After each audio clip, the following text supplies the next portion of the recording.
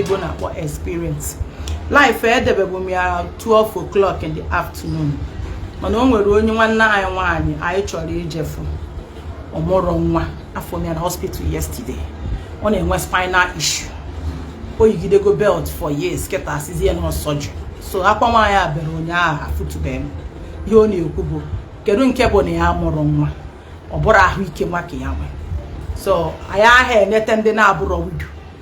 Ono ihe o mere onya bụ ihe mere akpata oyi ji wee wuo m na. Oh biko dịka nsikwu network we ike nyere anyị aka ka anyị ike kwuo so mena ihe nchọrọ bụ iburu a widow here come out ebe na-ewere ete n'ihu ma ọ bụ ene ha anya na ịpụtara onwe gị na ọkasị na gịnị mere. No, widows are powerful. Widows are the fighters. Enwere ndị widow di ha na-edebe hoshishi wee jebe obodo afọ de mana taa dị ha nwere ụmụazị. All their children are all graduates. Enwere ndị bụgba aka rie no ya na atụ ya n'inu n'Igbo na-eme ka ndị gbana aghọta ime mana ụfọdụ ara aghọta ịgba aka arị ọjị bụ a na-agba aka arị ọjị mba mana onye gba aka arị ọjị bụ nya ọ fụrụ ihe o kuru kupu n'Igbo ewido society eme gị ka ị na-akpọ achọ m si n'ebe ahụ izoro ezo come out. I'm a widow too but I so much thank God for today.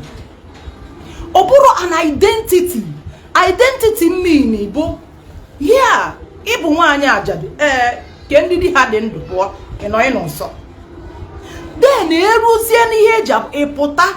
Enwere ụfọdụ ụmụ nwaanyị ndị nọ na di mana gị nwa ba ajadu ka ha mma. Enwere ụfọdụ ụmụ nwaanyị nọ na di mana gị nwa ba ajadu ka ha enwe bụ ibe iti ọkpọ dị ka mmadụ ịgba mbọ. Enwere ndị nọ na di mana ha amabeghị ihe gbana mmadụ na-ekupụ afọ ruo na ị gaghị asị ihe niile bụ ihe si na chi akara aka ụwa. Aso bịara onye ọmachie n'isi akwa before mbido nabata ndị mmadụ biko afọ na network a enye nsogbu biko achọrọ m ka mmadụ pin nyere m this phone number 07031561972 network 07031561972. ọ gaghị eme gị ka izo onwe gị ezo. Maka na ndị mmadụ bịara otu ndị ajadu kịta si bịa na-eme onwe akpata oyi dịka a na-akpapụ ajadu ma ọ bụ ene ha anya gị na nwaanyị di ya ka dị ndụ magharị ọnụ ọsị gị na ọ gị gburu di gị ị na-akpụ oje n'ebe akpa ụwa gị. Ndị be anyị si na ihe nwoke nyere nwoke ibe ya bụ nga jidere m ọsị gị na ọ gị gburu di gị ị na-akpụ onye dị ndụ ka ga-anwụ anwụ. Ndị niile adị ha nwụrụ ụfọdụ n'ime ha atụba ha anya taa ofu onye na-adị ya nwụọ na dilegide edekwara bịa na comment section.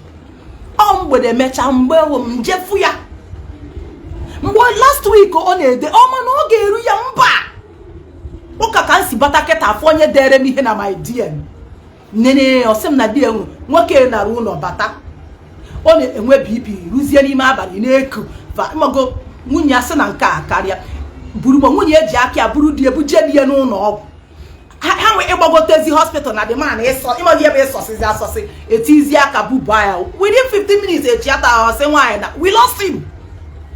Ekwu na enwere onye na widowhood abụghị echichi. Ọ bụrụ onye mmadụ na-eje n'ime ahịa jejegoro ọ bụ ihe ndaba. Ị nwere ike gị na mmadụ nwere ike rarọcha ụra nakọtasị gị na onye ahụ anọkwasị enezi na-eme nwaanyị ibe gị sị gị ọ maka na ogbuo na adịghị ya ka o ji bịazie ka gburugburu okwu dị okwu ahụ ịgba ya nkịtị nwa obere oge o nwere ike dị ka gị ma ọ dị ya dịkwa ka gị. O nwere okwu ada asa asa ka nkwukwe ya ọzọ widows are more powerful. Mana oyi maghị ihe dị n'ime ma ọ bụ ene ha anya na di gị nwụsịrị ịchọ ka iburu ikuku fezuzie ebe niile aga amara air fresher nwoke ọbụla adịghị mma mmanụ mgbe ahụ ị na-egbu ihe dị gị n'ime dị ka ajadu. Ọ bụrụ na ajadu nwoke pụta kịta ajadu nwaanyị pụta ị ga-achọpụta na ndị mmadụ ga-aka metara ajadu nwaanyị ebere. Nature na-aka enekarị ụmụ nwaanyị anya n'iru karịa nwoke.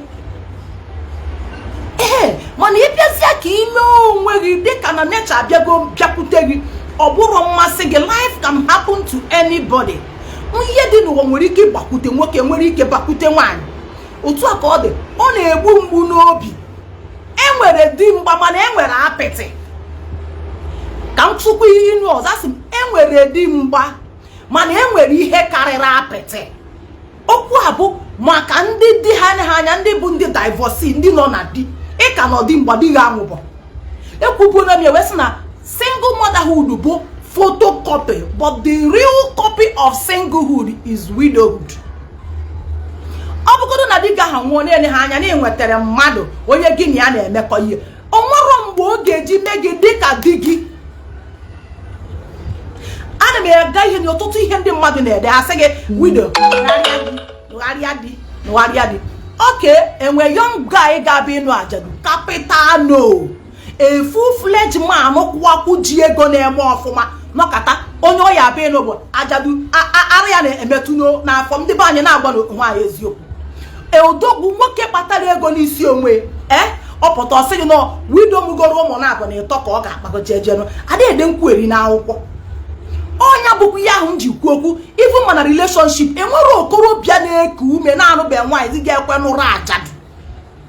O nwere ike imeghe enyi ajadu, nwere ike inwedebe akara aka dị mma bịa nye ha anya na ọ mụrụ ofu nwa. Maka na mgbe di gị nwụrụ ewego gị ịbago n'ihe ndị a na-akpọ second class citizen. It takes a lady with grace in such class of men. A young guy ka dị vibrant. Ọntụmadụ nwere ihe nwokorobịa enwe business gị na ya ji maọbụ enwere business ga-enwere something that you have to offer. Ọ ga-eji wee mee ọnecha anya. Ọtụmadụ onye mụrụ naanị ofu nwa o nwere ike n'anya ọmụghị ofu nwa ike si ihe m na-enwe ikebe so na pụta ihe nji tinye gị na-abụ like section widow si n'ebe ahụ izoro ezo come out pụta ebe a soro ibe gị check your potentials nene ihe dị mma ya bido gbaba mbọ kwụrụ ka ibe gị si akwụ. Mmadụ sị gị na ọ gị gburu di gị o nwere okwu ada asasa na kpuo ọ ga-ewe gị iwe, ọ ga-egbu gị mgbu n'obi, isi ga-agbawa.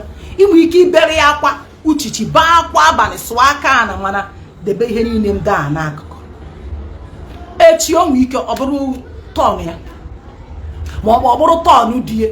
Enwekwuru ụmụ nwoke ndị na-emewu ndị widow ene ha anya ndị nwunye nwanne ha nwoke. Echi onye dị ndụ ga-anwụ anwụ, onye nọ n'ala enwezi ihe ọzọ a na-akọ. Next thing ọzọ bụ o nwere ihe ọzọ a ga-agwa gị bụ ajadu na ọ gị gburu di gị. Just they will label you. Mana within you ọ bụrụ na niile gbakachi elu gbakarị fụ na aka gị dị ọcha. Day your day na-emere onwe gị ihe ị na-emere gị. Now ọ bụrụ na ị chọpụta na ịbụ aja ka m ji sị gị di gị nwụọ na-enwere ihe dị n'ọnwụ di gị ịnọkata ọnwa abịa o nwere ihe ịma. Nature ma na-ede single. Nature ma na onwere onye kwụghị n'akụkụ. Nature ma na onye na-protect gị esigo n'akụkụ pụọ. God ma na ọsọ gị nọ ka m tụọ ya n'asụsụ be anyị ka i wee ghọta ya ọfụma. Ndị enu na ndị ana ma na ọsọ gị kwụ. Mana ihe na-eme ụnụ mgbe ụfọdụ bụ ọ na-abịa ụlọ ọsịsọ.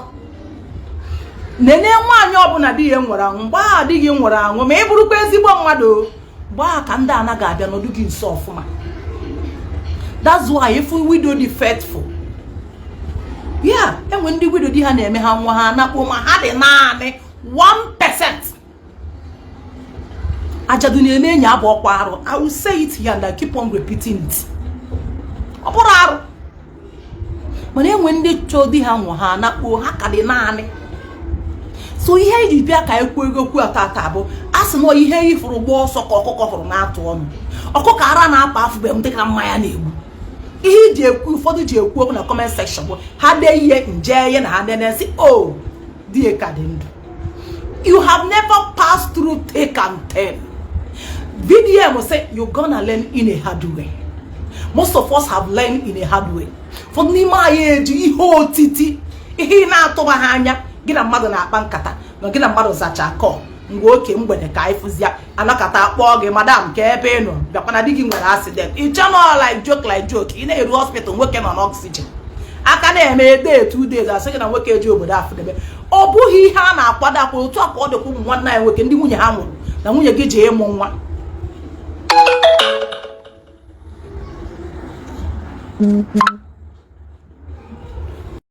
kere ịmụ nwa agha ekwukwe na ọ bụrụ ọnwụ. Biko ọ bụrụ na netwọk a na-enye nsogbu, biko I would like somebody to bring this number 07031561972. biko ndị chi bata live ma ọ bụ na ịchọ ịkpa akpọ na phone mana ị chọrọ ka afọ iru 07031, somebody should pin it, 561972 07031561972 07031561972.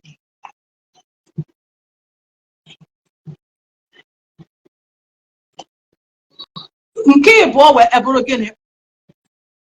okenye na-atọrọ awa aka ebe n'ikpo mkpumere kaba ahụ gosi ya nke ba maka na akpọ n'ikpo mkpumere ehidebe na mmadụ nụrụ di gị na di ga-enwe nsogbu na maọbụ enye ha anya sị gị na di gị ngwa nọrọ ebe a ụnụ nọrọ ebe a, nke ndị oyibo na-akpọ separation. Ọ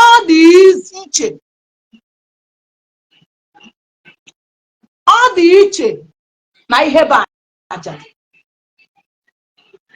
Ọ ihe m kwuru na gị na di gị, yes my dear dalụ, na please pin it. ọ bụrụ na gị na di gị bi nsogbu wee bịara gị na ya na-edecline, biko ọ gaji esi na profaịlụ gị bata.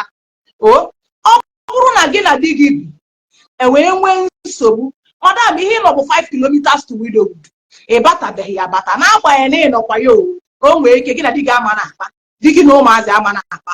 ọ bụrụ na ọsọsọ gị na-afịa gbasara upkeep ụmụazị nke a kịta ma ọ bụ nke ọzọ, nke ahụ bụkwa afụfụ. mana ihe anyị na-akọwa bụ mgbe ị lere anya n'akụkụ nwoke ahụ ekwuozi ya, mgbe e delete this man na this planet Earth, n'ijecha bata niile eje anya n'ọcha shop, ị na-anakwute ya dị ka ịfụ mmadụ onye gịnị ya na-anọdebe, onye gịnị ya na-akpa nkata. ọ bụrụ na unu na-ese okwu chichie unu echikọrị onwe na ahụ gafere n'ụzọ ma ụna aha eyi ọnụ, gịnị ahụ ike rarụ n'ofu bed, mana ụna aha ahụ ụnọ anaghị emekọ, onye achebe iru ebe a, onye echebe iru ebe a. ịya aka na-anụ isi ga-anwa na gị na mmadụ dina ama m na aghọta ihe a. ọ bụrụ na gị na mmadụ dina n'ofu bed mụ ahụ na aha emetụ ndị na-ese okwu, ị ga na-efe iri na mmadụ nọ gị n'aka. mana nke anyị na-ekwupụ cha Stephanie, it is finished. ịkakata n'ụzọ fụ ya ịgbafere ịfụgodi ya na nrọ ihe ama na onye nwụrụ anwụ. ada akọtazi akụkọ ya n'ụwa na bụ na-eburu gị ha na-akpọ full aja. enwe ndị ome at the age of 20s, nwee ndị ome at the age of 30s, nwee ndị ome 40 wee dịrị ya. anyị na-achọ ka mkpọ bụ these young widows ka dị early 20s, 30, 40. onye 50 bụrụ ajadu echetabaga ahụ na nwaanyị ama ihe na-achọ ma asị so ihe ga-abụ problem onye 50s ga-abụ ihe a na-akpọ companionship. and ebe ahụ ka ezigbo ọrụ dị. mgbe m ga Germany, ejem na old people's home, kedu ihe mere observe population ụmụ nwaanyị na-ebe a karịrị ụmụ nwoke. then itinye isi na-abata na their rooms, ị ga-anetụkwa ya bụ picture dị ha Chineke ịjụbazie ha sị gị na di ha anwụgo. onye ọcha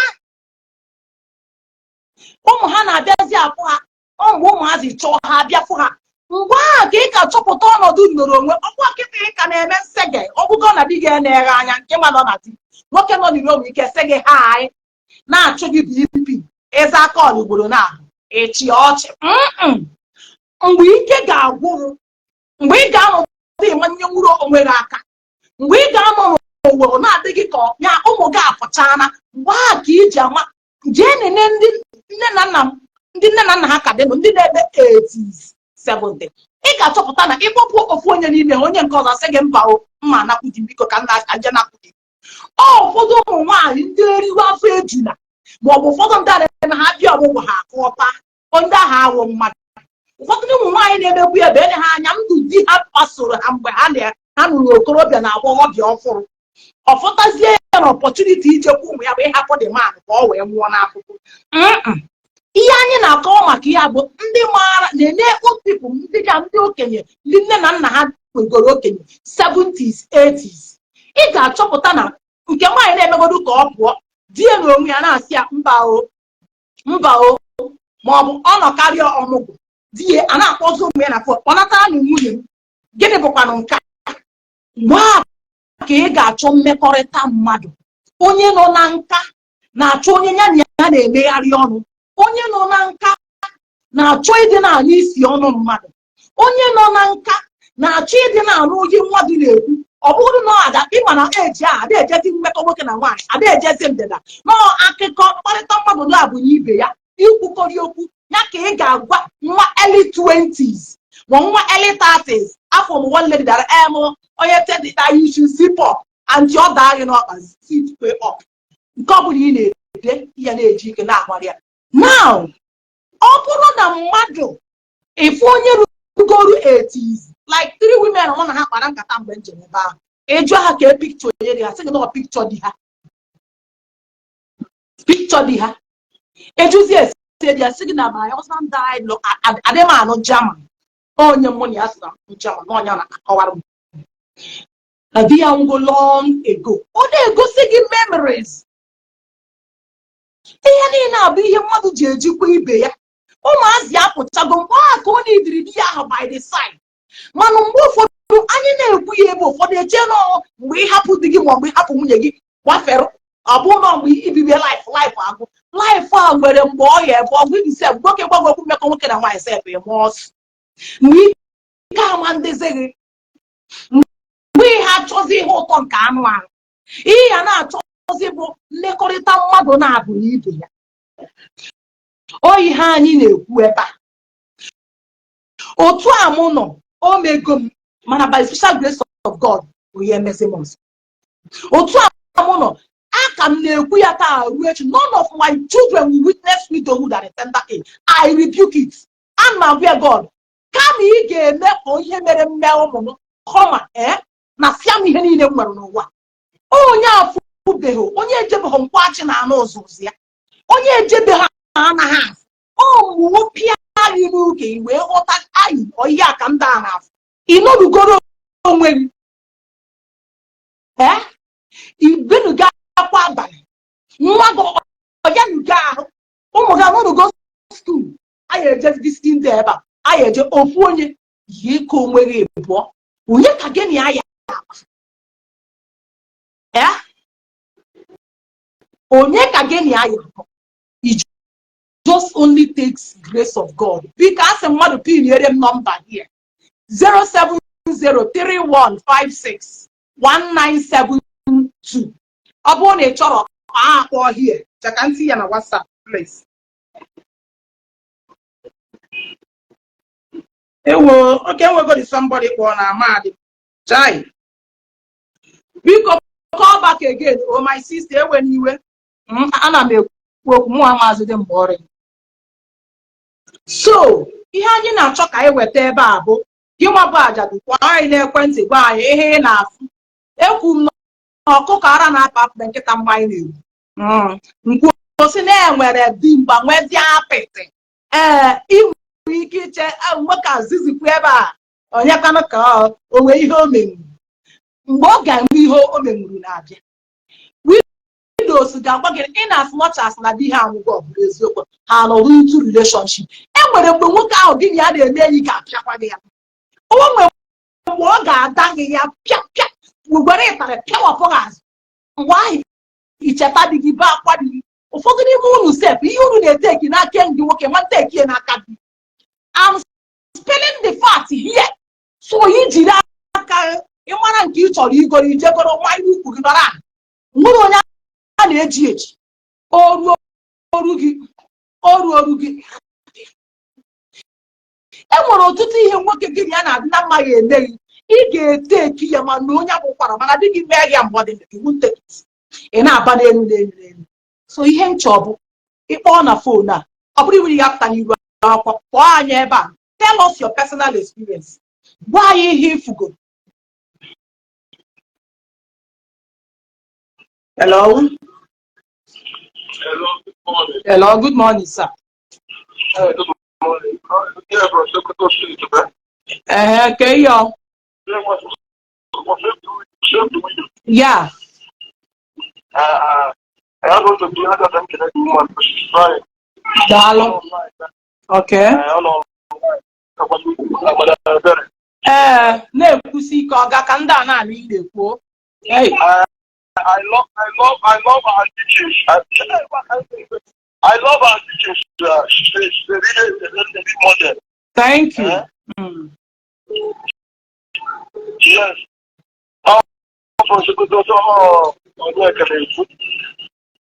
Dalo. Yes, ma'am. Dalo. Dalo. Biko kọọsụ ndị ọzọ na-abịa.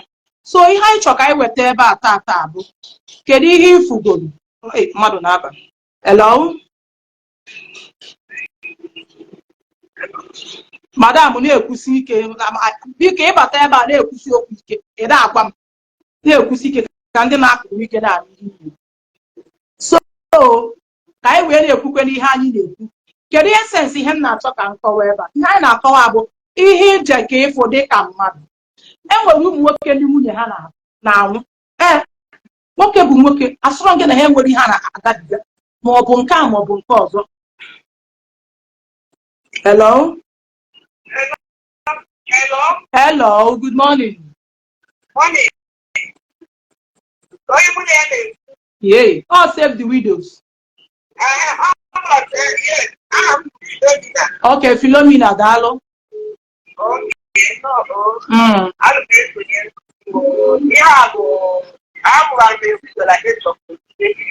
Age of 28 years ka ebu widow. Dalo, ndị sorry o. Kedu ị nwere ike ịgwa anyị n'ihe ifubitetugo dị ka mmadụ? Ihe nwere ike ịbụ ụmụ nwaanyị ha jisi ike ndị di ha ka nọkwanụ ndụ ka ha na-agba mbọ n'ihi na iji awụghọkwa obere ike n'ihi nke m nwanechara last year nwa ya depression and ọ kwalụ my husband Holy God. Ya na-asị ụmụ nwaanyị ndị ọzọ ndị di ha nọ ka ha jisi ike ihe m na ya wee na-asị na ana m nkụzi nka Chineke gosi egwu ma ahụ na nkụzi ị na-enye anyị. Daalụ. Ọ sị na di ya nwụrụ at the age of 28 years last year anya nwabara depression. Ihe niile a bụ ihe ndaba ihe mmadụ akwadoghị akwado. Ndị be anyị si na ihe yiri ụgbọ ọsọ ka ọkụkọ hụrụ n'akụ ọdụ. Maka na onye di ya nwụrụ afụgolu sozi gị ma di gị ka dị ndụ ị ka na-ama n'elu ị nwere ihe dị ndụ eme ị na-anwụ ịnwụọ ihe dị ọbụ ndụ ihe dị ọbụ ndụ ihe dị ọbụ ndụ eleghị anya enwela ka nwoke ahụ si lee gị ihe butere gị ma ọ bụ ihe gbawara gị obi. O nweghị ihe duru ya ụdị gị mere gị nwanne gị nwekwara ike imenwu gị na ndụ a na-ematie ezikọ ya maka iwe nwanne ahụ ewu n'ọgụ. Ihe nji eweta nkụzi a bụ enweghị nje agha agbaghara n'ụwa kọma na ọ bụ oge ka o nwere ike iri dị ka mmadụ. Ofu isi na-abụ ka ofu isi otu ọsọkwa gị si mee ya ọ bụrụgo na-enye ha anya na di gị ahụ nwụchara na-enwere onye gị na ya na-adị na mma kwara akwụ onye nwe akụ bịa ọ bụrụ isi akwụ ya na nwoke nọcha gị na nwoke nọcha the man have to go back to the family and go back to his wife. You better face to reality. Widow money a na-ekwu n'abalị ụnyaahụ sị m she wants to remarry.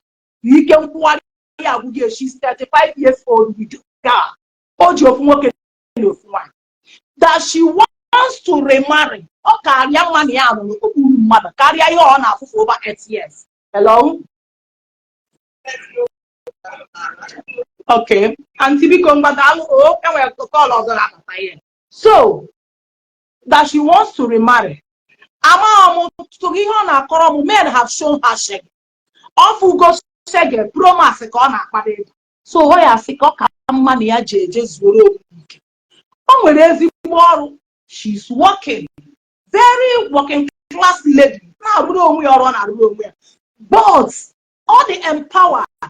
Mana ọ bụrụ na ịdị iche mụsụkụ dị gị rapụrụ gị steeti. Ị da-ata afụfụ dị gị ibu Tinubu. Madam, you need a man. Man abụrụ sọ sexual ekwute ụfọdụ asị mmekọ nwoke na nwaanyị. No! Ọ bụrụ ihe anyị na-ekwu. Ị na-ediri onye gị na ya ga-afụ ka alụ kpaa nkata. Enwe ka o si gbagwoju oge anyị jụrụ mmadụ na-abụ biko ihe dị otu a ihe dị otu a. Kedu ka esi eme kedu ka a ga-esi ọ bụrụ okwu niile ka nwaanyị na-ekwu ihe ọsọ otu a nọ na Chineke gozitu ma edere amamihe amakụ mana dị nwere ọtụtụ ihe m ga-eme nyeme nchọ ime njụọ nwoke ajụjụ ọ bụrụ na ọnọnọ ọnya ga-agwazi ego nsị gị si onanị nwa m ngwasi onanị otu aka ị ga-esi mee onwe ebe ọ bụrụ na nwa m chi ije dị echi na ha anya na-enwe ndị be nụ nwa n'echi ọ bụrụ m ga-abịa ịnabata ọgọ m nwoke ada eme eme ọ bụrụ introdọkshọn ka da abụọ ya abịa dị mma achọ ofu nwoke nwanne di m ga-akpọbịa narị m na si a na-ekwa na onwe ndị na-abịa maka nwa yes the boy bụrụ na ọ na-abịabube m abịabu ama m ya na ọ na-abịabube m abịabu ma ọ bụrụ na ọ na-abịabube m but when it comes to achọghị ịgba ihe culture nwoke ga-a n'ebe a ụkwa ha ya enwe isi jee nyere ụmụ nwaanyị ndị ji aka ha wee kebe ụmụ ha dị ihe oke ma enwe ndị ji aka ha kee ụmụ ha dị ha ji aka nwa m nka di ha nwiko nere ebe a maka na-enye ka dị nwara ejiji onye ọgọ ya ọkpọkọrọ agbata obi ewere ya mere ife ahịa nwaanyị dịkwa mkpa otu a ka ọ dịkwa na ndụ nwoke ndị nwunye ha na-anwụ enwere ụmụ nwoke ndị ada abaghị nwunye ha iwere nwunye gị na-efochi nọ na-akpa iwu achọ nwunye gị afọ ikwugharịa na ụmụ marụ ịmanụ ụwa siri ike n'ụwa nwee ka ọ dị I'm just telling you ụwa si gbatakwụrụ ekwuru m na I prefer polygamy than widowhood ụfọdụ bịa na DM their nonsense ọ iwe ka m ji pụtakwuo ihe ahụ wee pụọ ibecha yo my pants na adị very soft mana mgbe m bịa pipe ọlụ mgbe bịa sị well experience is the best teacher